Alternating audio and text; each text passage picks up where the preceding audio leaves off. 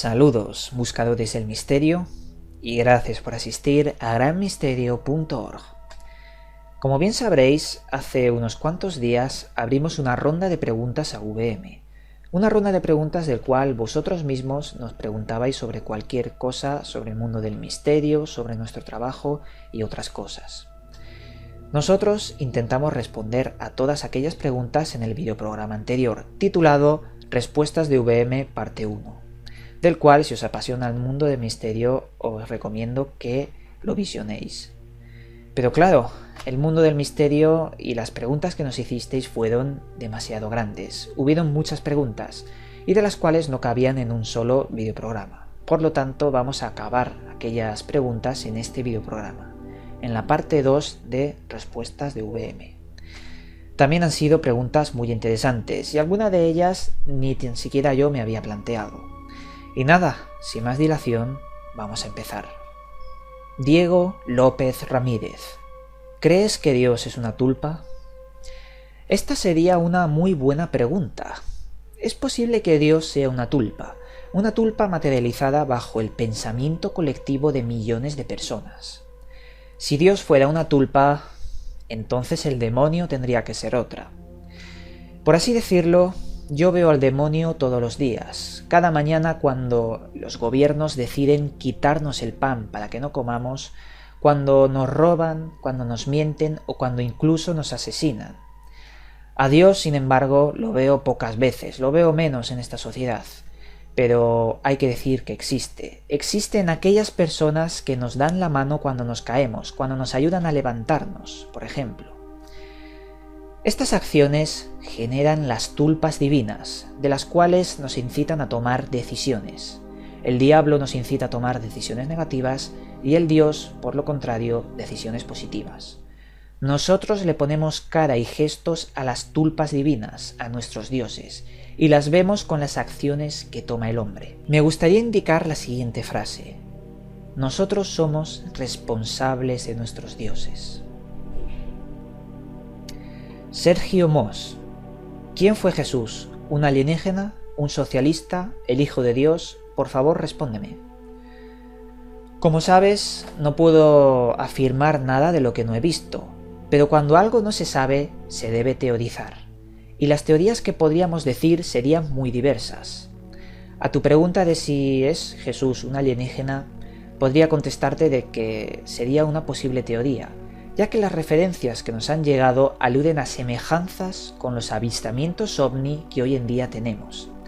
Es posible que los ángeles antiguos que se vieron fueran lo mismo que ahora en la actualidad vemos en nuestros cielos, los ovnis, lo cual no tengo dudas en un principio.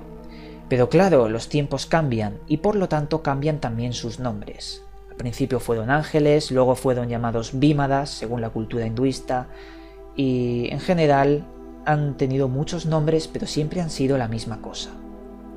No podríamos afirmar si es un alienígena, un socialista o cualquier tipo de cosa.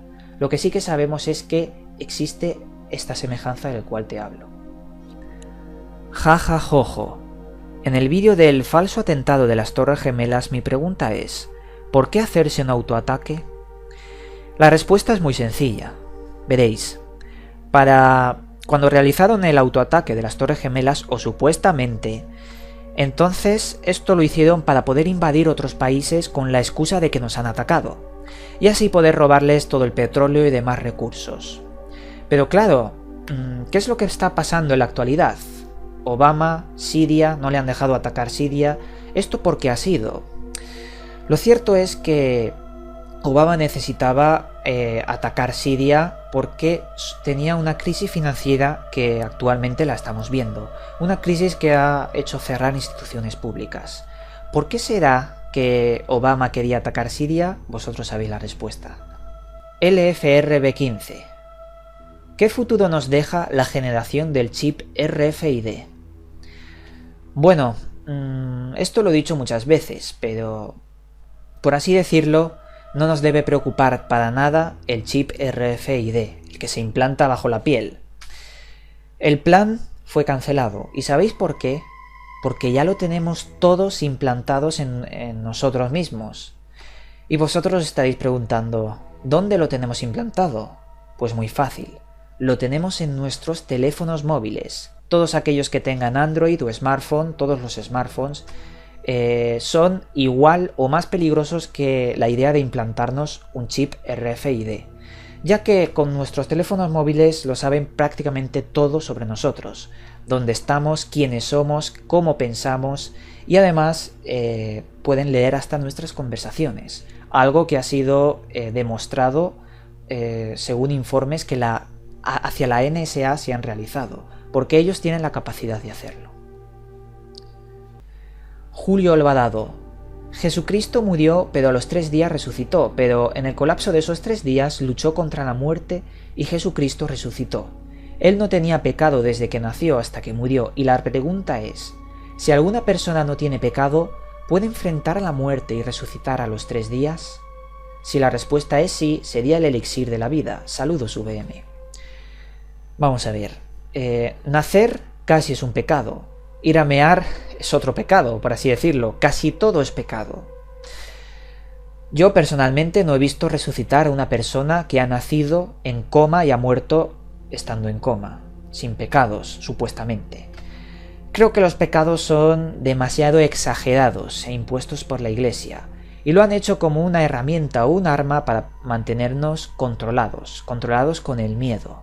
Es decir, si haces estas cosas vas a ir al infierno, por lo tanto no las hagas y haz lo que yo te diga. Esta es la mentalidad de la Iglesia. Daniel Benito. Saludos al equipo de GM y a VM. ¿Debería intentar hacer ver a mis amigos que hay más allá de las apariencias y que nos manipulan siempre constantemente? ¿O sería mejor seguir investigando por mí mismo? Porque sinceramente a veces veo que la gente está tan obcecada que aunque les pongas la realidad en la cara no querrán verla. Aún así, siempre positivo. Gracias. Bueno, debes intentarlo, pero no insistir. Las personas son libres de tomar sus propias decisiones y nunca hay que imponerles nada a nadie, bajo ningún concepto. Puedes mostrarle el conocimiento y esas personas serán libres de tomarlo o desecharlo. David Maya Salas. ¿Cómo serán los sentimientos de los seres de otros planetas? Pues esto creo que depende de su inteligencia. Podrán tener más o menos sentimientos dependiendo de lo inteligentes que sean. Ya que, según teorías de evolución, los sentimientos nos hacen débiles. Cometemos suicidios por tristeza, podemos morir de hambre si queremos, aunque tengamos la comida delante, y en definitiva retrasa nuestra supervivencia. A mayor inteligencia, menos serán los sentimientos, porque el desarrollo de esta va eliminando poco a poco las emociones. Esta es una teoría, pero luego hay otra paralela que nos dice justo lo contrario, que no tiene nada que ver, y que la emoción depende del conjunto de la sociedad. Es decir, cuanto más gente o individuos de una raza viva en sociedad, más emociones tendrá. Pero bueno, esta pregunta da también para muchas hipótesis. Os he planteado 2 de las hipótesis que yo creo. Omar Jiménez. En la Deep Web, ¿cómo o quién ha subido o han colgado información secreta de los gobiernos? Muchas veces la gente entiende mal el concepto de Deep Web. En la Deep Web no se sube nada. La Deep Web no es un lugar aunque lo parezca. Podríamos decir que la Deep Web pertenece a las páginas de los motores de búsqueda que no puede indexar. Por ejemplo, una multinacional con todos los secretos empresariales y sus cuentas bancarias no lo van a subir a internet así como así. Lo que harán será, en vez de indexarlo con Google para que puedas acceder, obviamente, lo que harán será esconderlas en servidores, y a esto se podría acceder con URLs específicas, de las cuales no estarían indexadas. Por ello, la Deep Web sería la forma de acceder a estas páginas que no están indexadas, que no se pueden mostrar en Google o en Yahoo. En resumen, la Deep Web no es un lugar, sino es el concepto de las páginas no indexadas que no se pueden acceder mediante Google. Iduel Astadot. Hola VM, a ver si me respondes mi pregunta. ¿No crees que tanta información que existe en vez de informar desinforme? O sea que tal vez la respuesta a todo sea más simple de lo que pensamos. Verás, es cierto que existe información por un lado y desinformación por otra, y que muchas veces la desinformación se mezcle con la información. Pero claro, es de caer en ignorancia desechar cualquier cosa. No podemos decir que esto sea desinformación, no podemos saber que algo sea información de desinformación. Por lo tanto, siempre tenemos que tener las dos caras de la misma moneda bajo nuestro pensamiento. No hay que rechazar nada. Y por mucho que nos digan que esto es desinformación, cualquier tema o cualquier noticia sea desinformación, en lo más profundo nuestro debemos considerar que a lo mejor no lo es. O al revés, algo que sea información puede ser desinformación. En definitiva, las dos caras de la misma moneda existen, pero no hay que desechar ni una ni otra. Siempre tenemos que tener en nuestra mente que pueden ser las dos cosas, pero debemos reconsiderarlas siempre.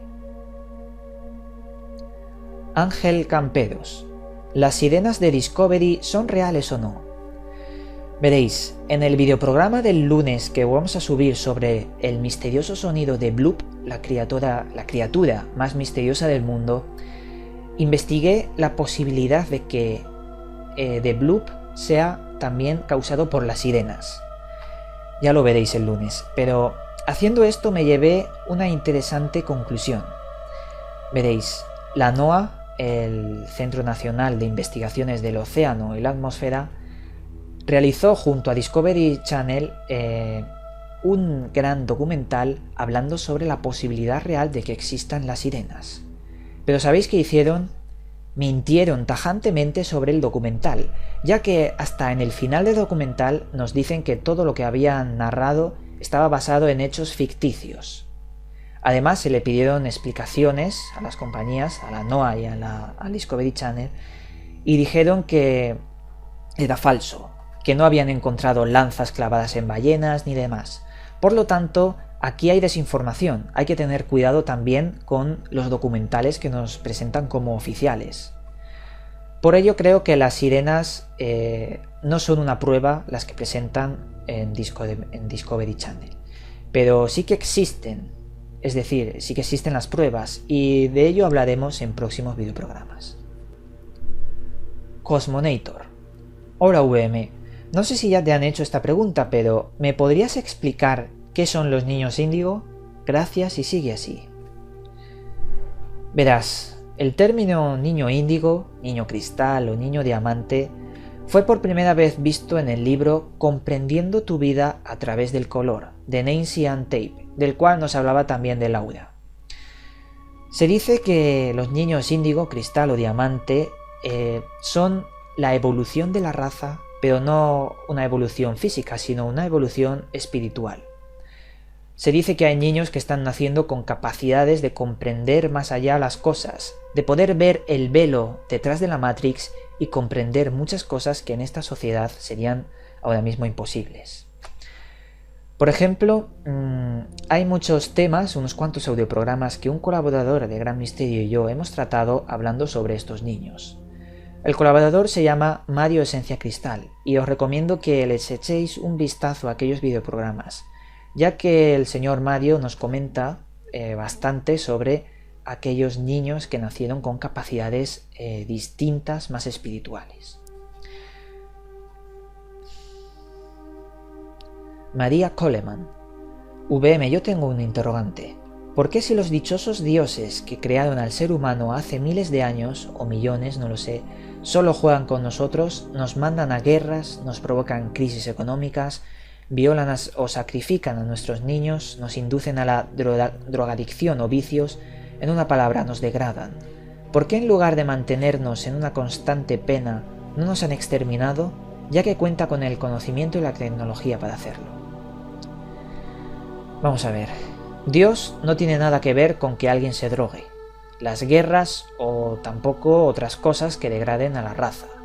Las personas somos culpables de nuestros actos. Los dioses nos dieron oportunidades que estamos desperdiciando. 7 Loco Loco. ¿Qué opinas de la ayahuasca? Saludos desde Valencia. Bueno, sobre la ayahuasca estaríamos hablando de alquimia aplicada a plantas, es decir, espagiria moderna.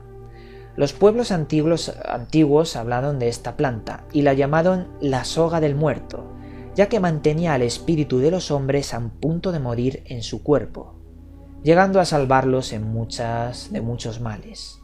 Esta planta desbloquea niveles del cerebro ocultos, pero su ingesta en grandes cantidades puede ser mortal.